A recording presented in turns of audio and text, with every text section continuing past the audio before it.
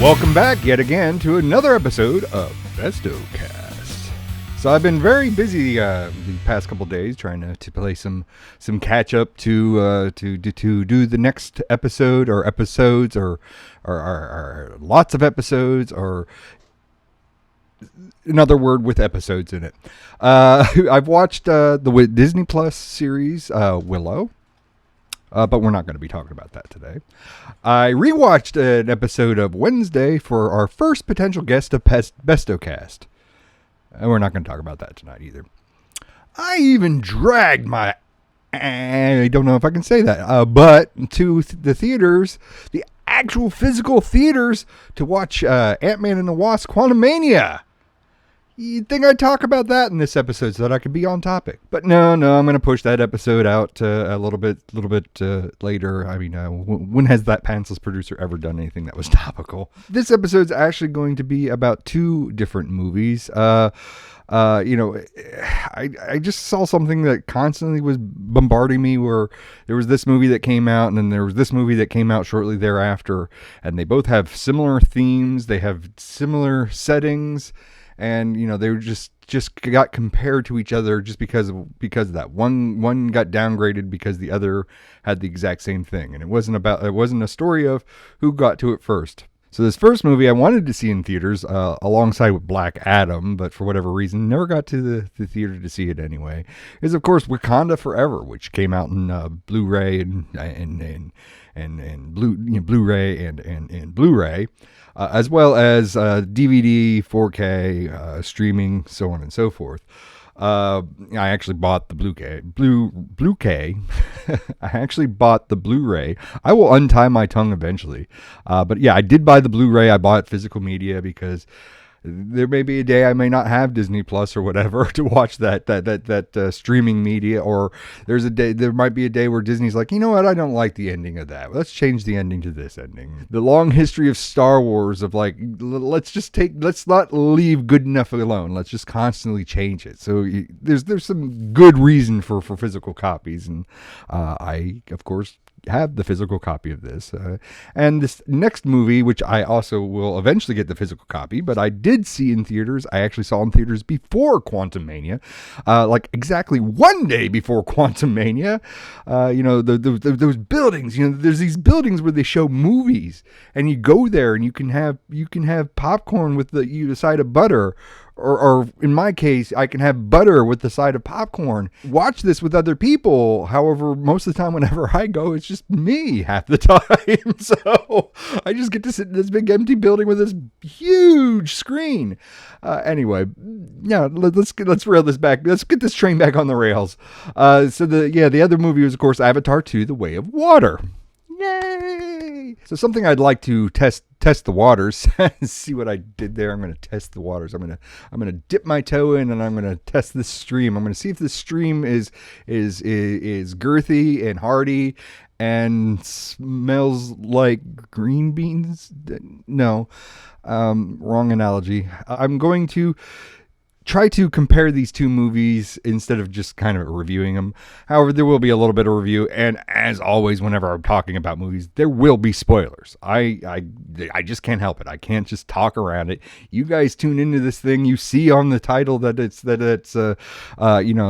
the title is, and you know that the Pantsless Producer is going to spoil that stuff. So you've been warned. So if you don't want spoilers, go watch these two movies, because I'm going to spoil two movies at the same time. And if you don't care, then go ahead and listen. And if you go and you watch those movies, just come on back. Just come on back to BestowCast. This episode is going to be spoiler heavy, so you've been warned. These movies basically came out really close together. Like Wakanda Forever came out first, and it might have been out for like a week, maybe 2 weeks before Avatar kind of came in, and they kind of took over the box office. So they came out roughly the same time, and it's just so weird that within the same week, the two movies that I wanted to review, one I watched on physical media, one I watched on Blu-ray, and one I watched in the theaters, which says a lot. But then again, Avatar 2 at the time of this recording is over $2 billion in the box office, and Wakanda Forever at the time of this recording is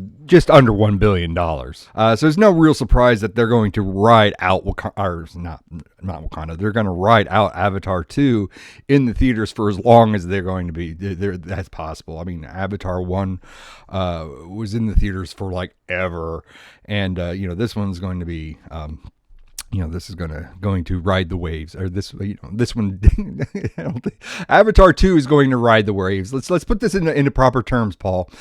Avatar 2 is going to ride the waves for as long as possible. Wakanda Forever they pretty much are going to start dipping into the homes. Both movies now they get compared on the merits of that. Both movies deal with water. Wow. And they came out close together. At the time, Fox wasn't owned by Disney. I don't think that Fox was owned by Disney when Avatar went into production. I'm pretty sure that Fox was on its own entity, but Disney eventually acquired Fox. So that means that technically, there's two movies that are owned by Disney that came out like 2 weeks from each other, and one deep six the other. There's just going to be a lot of water puns. I didn't realize that my repertoire of repeatable phrases that I always go to all deal with like sinking or swimming or urinating, everything that's water based. So this is just gonna tide you over the whole time while I just keep on dunking, going for the dunks. Dunkin' Donuts, not sponsored. The thing that I've been bombarded with on social media was like, oh well, Wakanda Forever was great, and then Avatar did it better, and they did the exact same themes, and it's like, well, they have similar plot points. They have similar settings. I wouldn't necessarily say that the themes. Well, the plot might actually be pretty damn close to each other. Did they take a sneak peek at James Cameron? I'm like, yeah, let's do this. Is this like the year where we had to have like asteroid movies like 1 week after the other? Is this the year that we had volcano movies like 1 week after another? I don't think so. I think that just happens. It's just happenstance. But yeah, it gets compared on the whole water aspect. I mean, Wakanda has a lot of land-based kind of themes going on. I mean, they have their carryover from the first movie, and then we just deal with Namor. And I'm not going to say it right. I'm not even going to attempt to say it right. They changed like Namor, and they changed the Atlanteans. To be more, which I don't know, were the Atlanteans Mayan? I always assumed that the lost city of Atlantis had to do with like Roman culture, but that was just my assumption that I've carried over from kids, from when I was a kid, rather. I like the fact that they changed it to Mayan, and that we make this a little bit more multicultural. I guess there was a Disney animated one where they did that. I think it was just Lost City of Atlantis, wasn't it? And I think they made them Mayan as well. Maybe it's just my ignorance peeking out, where it's like I just always assumed it was this thing, and here it's actually that thing. But so they kind of removed the term Atlanteans to another term that is closer to the I guess Mayan language. I'm going to just refer to them as Atlanteans. I'm going to butcher the crap out of it. I knew I was going to trip over it. Here it is. It's actually written in front of me. I'm going to butcher both of them, actually. So the Atlanteans are now, here we go. Forgive me. I'm going to probably butcher this, but I butchered normal things too. Talokan? Talocan? The Talocans and the Talocants. The Talocans are the Atlantean people, and of course Namor, which here's another thing: is it Namor or Namar? I've always read it as Namar. I believe it's pronounced Namar. He has a a Mayan name. Because only his enemies call him Namor.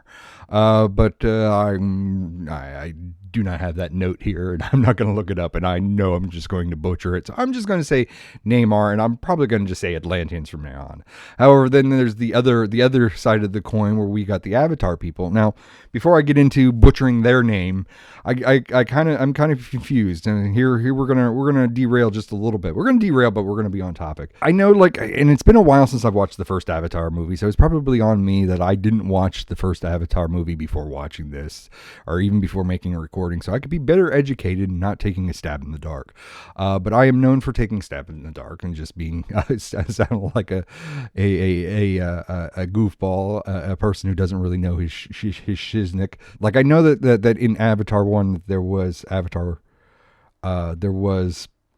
other peoples, and they showed the other peoples, but I think they were the other peoples based off of the land. I think is it the Na'vi? I always assumed that the Na'vi were like the land-based people. They worshipped a tree. They communed with a lot of like the land animals and such, and the fauna. And I believe when they went and they asked help, I think they just were asking splinters of the Na'vi. However, in this movie, there is a whole other subgroup that are water based. Can I call them avatars? They're not avatars. The people in the bodies, the Earthlings in the bodies are the actual avatars. But these other entities, these water based people are the. All right, here we go. I'm going to spell it first. Metkayina. Metkanian. The Metkanian people are all like, they're water based. So we get a long time. We spend a long time in the surfs and sands and underwater and such with these people. I was, that was kind of the thing that stuck out to me. Was like, well, where were these people during the first war and stuff? They come to these people. I know I'm jumping the gun. I'm trying to summarize, and I can't. And I summarize by going off the rails all the damn time, and then I don't actually summarize. Let's see here. Quick summary is that the Earth people are back. The Na'vi have to leave their home. Jake Sully and his wife and his kids. There's kids in this movie. He has offspring in this movie. Have to leave the Na'vi because they pose a threat. They pose a threat to their people, and they don't want the humans to find where they're living now and destroy their way of life. So they actually he relinquishes his chiefdom and goes to find another place where he can be away from the humans, so that basically humans are going to kind of be left alone on their thing. Na'vi hopefully will be left alone, and then Jake and his family will end up just being exiled and living on their own elsewhere. And they find these Metkania people, which accept them and allow them to live there, even though they're not water people, so they don't know their way of life, and we spend a lot of time teaching them their way of life. So my confusion with this is like, where were these people? We never reference them or anything, but these people are in this movie, and they know of each other. So I guess, I don't know. I guess the first Avatar, there just wasn't enough time, or I don't know how this works. Or, they spent a lot of time, going into exile and flew for a long time before they found these peoples. So maybe that's the explanation, is that they just lived too far away to be a part of their war. Or maybe they didn't even want to be a part of their war. That's a land Na'vis. That's the Na'vis' problem. That's not our problem. I guess since I did the quick overview of that, let me do the quick overview of the quick summary, a fast summary of Wakanda Forever. So Wakanda Forever, and here's the plot point that I was actually I forgot about. Here's another thing I forgot about in the first movie, that Killmonger he destroys that heart-shaped flower, and that is a big part of Wakanda Forever. And here we go, big spoilers, but Chadwick Boseman died before filming the sequel, which becomes a part of a huge part of this movie, at which that he is dying of some unknown disease or whatever, and that the heart-shaped flower can actually save him. But they don't have access to the heart-shaped flower, and Shuri can't synthesize a fake one that would actually work. So their king, come on, Paul. So their king T'Challa ends up, passing away from this disease, and Shuri takes it hard that she couldn't prevent it. There was nothing that they could do about it. And then we go into where the Earths, the humans. Here we go again. The humans. Well, no, I guess Wakandas are humans as well. The outsiders, the colonists. I guess. How's that? I mean, I think the colonists are usually referred to as the Americans, though.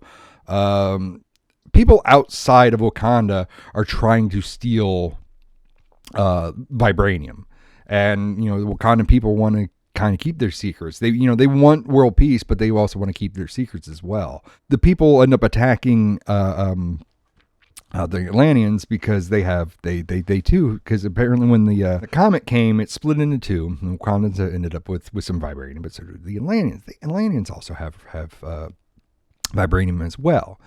And the outsiders, the non-Wakandans, start attacking Atlanta. Well, they don't even attack. They're searching for the vibranium, and Namor doesn't like that, and he destroys their rigs, and for whatever reason tries to pose Wakanda against the outsiders versus him taking the outsiders. He just wants to keep Atlanta. Can I just refer to it as that? He wants to keep the Atlanta Braves to himself. Sorry if that's too deep and confusing. The Atlanteans, the Talokan to himself. They want to keep them a secret. They're not known to the outside world, and he wants to keep it that way. So that's just basically the rough summary of the two. And the big deal, the thing that the internet bitched and complained about was like, oh, here's a movie, here's a water movie, here's a movie that takes place in water. And then there's this water movie, but this water movie's better than that water movie. We got to compare water movies. Here's water movie that's number one, and this water movie's number two. And here's the great things about this water movie, and here's the bad things about this water movie. Water. Water.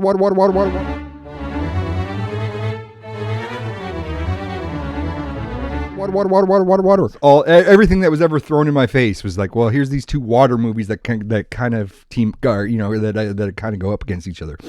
And it's actually kind of an unfair comparison. Wakanda Forever is actually the whole main plot line of Wakanda Forever is actually is about death, dealing with grief, and accepting grief in the end.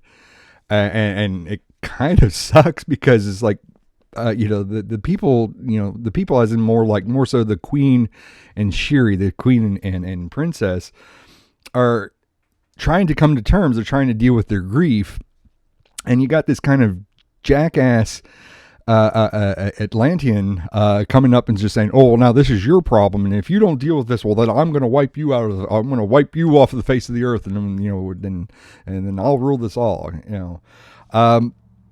So it's not all completely water based. It's just the kind of the idea where, more specifically, Shuri not dealing with her grief whatsoever, and not accepting her brother's death and not getting over it. And there's the loss of the heart-shaped flowers that plays along as well. We've got some underwater moments. Shuri as the princess rather, is brought to Atlanta, Talokan, and is giving the royal tour. One of the first people the topsiders to ever see it. Versus like Avatar 2, where a good chunk of the movie is spent a good chunk of the movie is spent on the underwater stuff. Their people aren't really underwater people at all. These people live on the shorelines, and they evolved to be able to be underwater longer. They commune with the underwater species. So there's a lot more going on there. But I feel that there's more land-based stuff in Wakanda versus Avatar. One of the big bitch points for me is that when Shuri goes to Atlanta to see Atlanta. I'm going to keep tripping over that because now I got Atlanta Braves in my head, and I've got that Futurama episode too with the lost city of Atlanta. All right, I'm going to try to. I'm Talokan.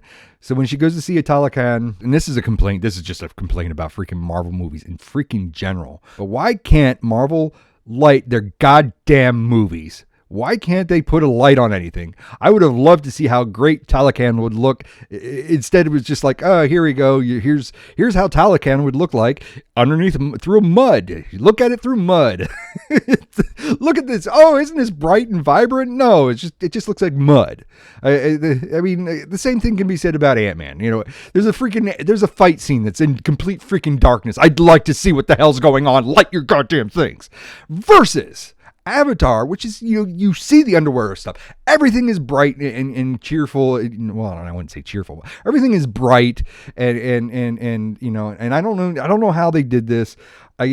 I know like Avatar is a CGI movie, so it could all have been everything could have just been done in the damn computer. I don't know if it was done in the computer. I don't know if James Cameron filled a water tank full of water and like the edges of the tank are painted blue. Maybe there's some items underneath in the water that are blue that are supposed to represent like the different things that are underwater. I don't know if they can do motion capture underwater, like if the actors did their mocap underwater so that everything, was all floaty, or if that's just all just computer animation or whatever. But at least I could see everything. There are things that take place in the dark and I can still see what the hell's going on. And I don't know if that's a thing that's just, if it's a comparison that this is a movie, I saw this in the theater, so it's nice and bright and vibrant because it's portrayed the way it's supposed to be, versus, Wakanda Forever, where, I watched it on my TV and I had to stop it several times to turn up my brightness of my TVs just so I could make out what the hell was going on. But it seems, again, like I said, when I went to go see Ant-Man, it was the exact same goddamn way. You couldn't see things that were going on.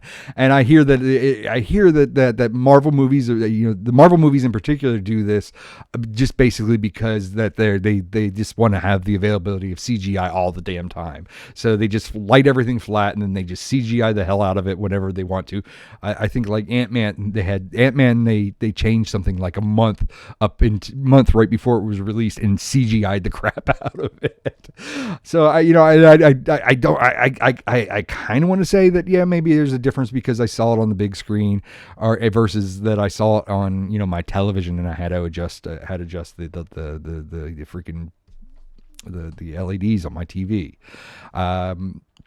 I don't know. I don't feel it's that way. I mean, I also kind of feel like because Avatar was in production, Avatar is basically like almost a tech demo. I mean, the Avatar franchise themselves have kind of been tech demos. They're made to show off the graphics and the 3D and all that other stuff. So they probably want the best presentation possible. So they probably don't want it looking like it's through mud.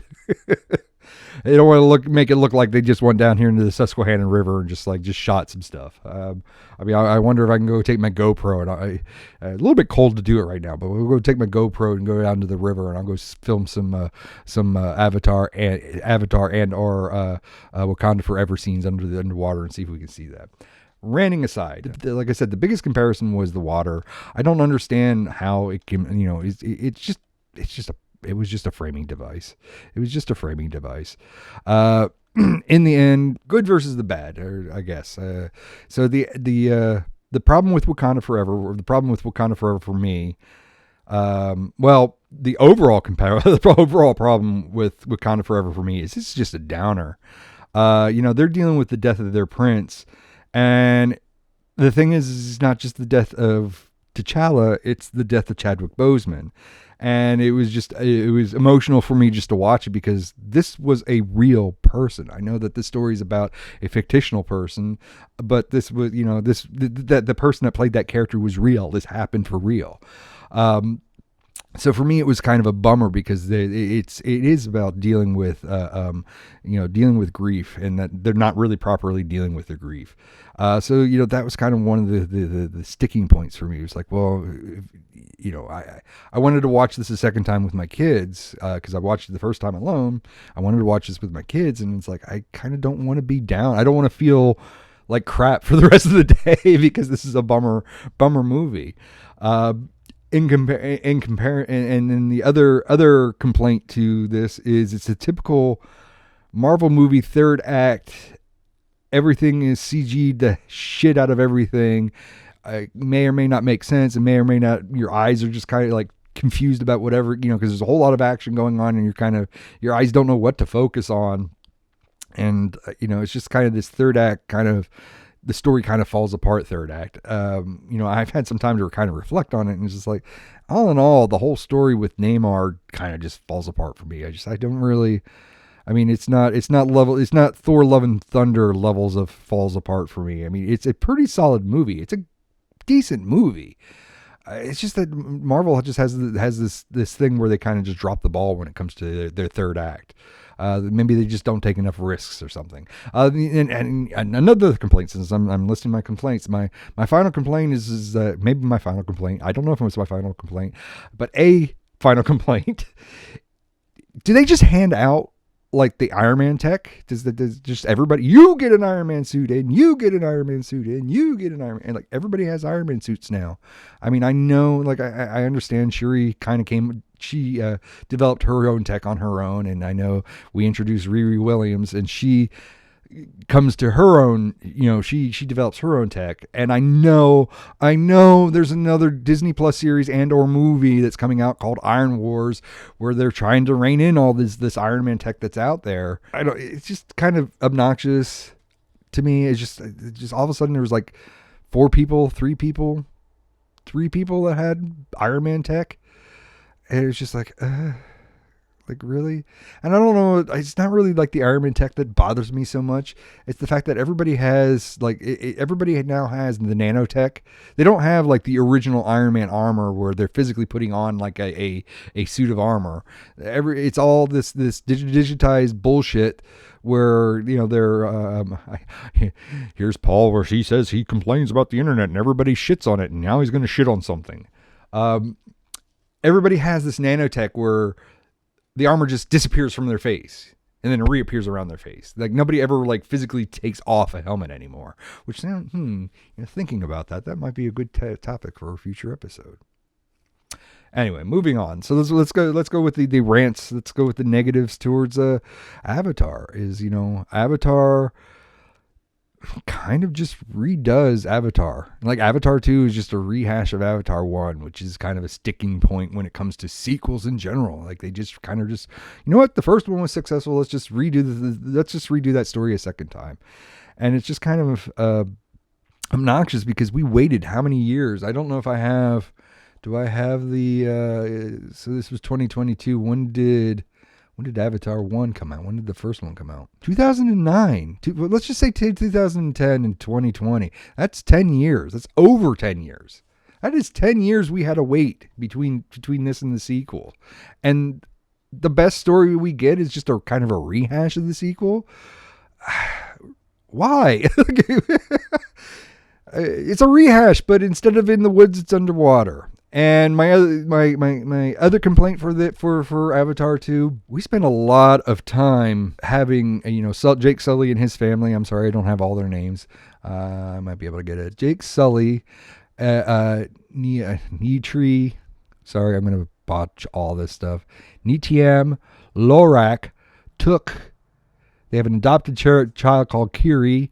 And then another adopted child called Spoiler Spider, who's a human. We spent a lot of time with, how many characters did I just name there? 2, 3, 4, 5, 6.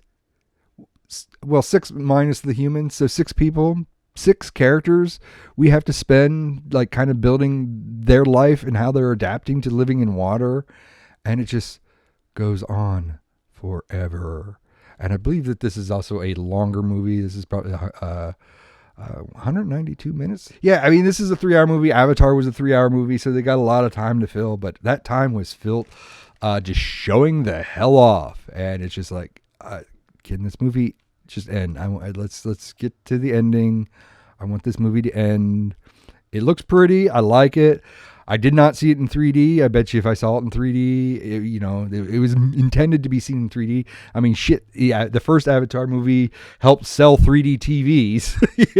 It just was really long in the tooth, and like I said, it was just kind of rehashing a similar, the similar storyline of the first movie. It ends where there's actual like sequel material, where it's like, okay, well, hopefully like the next one, hopefully like what they were trying to do with Star Wars was like, oh, we just got to get the people in, we got to get asses in seats, and then once we get asses in seats, we'll kind of go our own way. In theory, that's what it was supposed to happen. I kind of feel like that's probably the same way with this, where we just got to get asses in seats, and then we'll explore the next 9 movies of this series. We'll explore the next 9 movies of this trilogy, exploring further story, further stuff, thingies. Positives, I like both of these movies. Wakanda Forever Wakanda Forever is probably one of my favorite movies of this year. I can't recall what all came out this year. I know Thor: Love and Thunder came out this year. That was kind of bottom of the barrel. I mean, this is way better than Love and Thunder. Avatar, like I said, if I would have seen it in 3D, I probably wouldn't have minded the 3-hour spectacle. I feel like if I was watching this now, if I had to rewatch this once it came out on physical media, I'd probably be fast forwarding or skipping a lot of this stuff. All right, yeah, they're swimming. Okay, let's go. Which one's better than the other? They both kind of have their own. I mean, Namor wants to. Wants Wakanda to pay to keep Wakanda hidden. That's kind of a bizarre plot point. It kind of makes me not like Namor at all. Versus like Avatar, where they're trying to they're fleeing their sins of their past. They're fleeing the humans, and of course, it all eventually there's a vendetta that is there's some vengeance that's going on that they eventually get sought out, and they have to they have to pay for it. They unjustly have to pay for it, and unfortunately, like the people that they live with unjustly have to get punished for their war. So I think like in comparison, if I had to compare the two, I'm going to say Avatar ekes a little bit better because at least the plot was a little bit more clear. The plot of dealing with grief was a big sticking point of that. But I think the whole thing with Namor just kind of got a little wonky, kind of got a little shoehorned in, and some of the elements. I know I'm not going too deep into those elements, but some of those elements just kind of were. It was kind of unjust. Maybe I'll second or third viewing of either of those films. Maybe I'll feel a little bit different. But what do you feel? Did you watch either of those movies? Did you feel either way? Which water movie did you prefer? But yeah, comment wherever you can comment. If you can go to the friends page, comment in the friends page. I'd like to hear your thoughts on either of those movies. And if you would like me to break apart these movies, and I know we only had so much time to talk about 2 movies in one little sitting. If you want me to talk about each movie individually in a future episode, yeah, let me know if that's something you'd like to hear. I'd like to hear what the fans like to, I'd like to have me talk about. That's it for now. Talk to you later.